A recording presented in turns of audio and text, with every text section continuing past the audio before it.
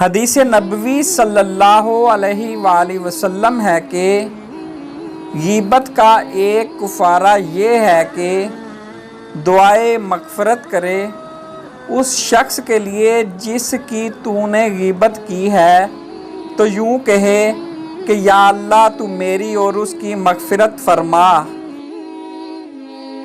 ابو داؤد فرماتے ہیں کہ جب میرا رب مجھ کو آسمان پر لے گیا تو میں وہاں کچھ لوگوں کے پاس سے گزرا جن کے ناخن پیتل کے تھے اور وہ اپنے چہرے اور سینے کو نوچ رہے تھے، تو میں نے جبرائیل علیہ السلام سے پوچھا کہ یہ کون لوگ ہیں؟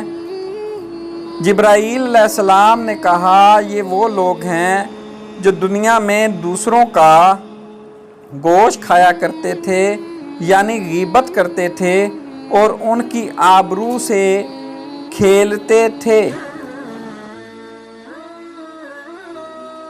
حدیث نبوی صلی اللہ علیہ وآلہ وسلم ہے کہ غیبت زنا سے سخت تر گناہ ہے۔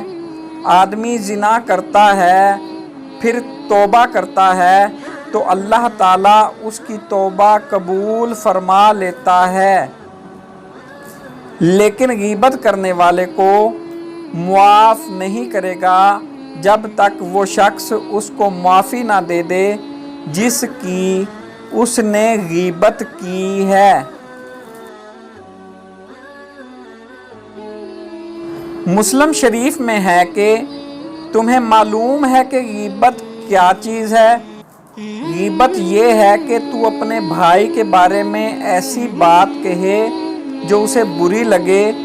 کسی نے عرض کیا اگر میرے بھائی میں برائی موجود ہو تو کیا اس کو بھی غیبت کہا جائے گا؟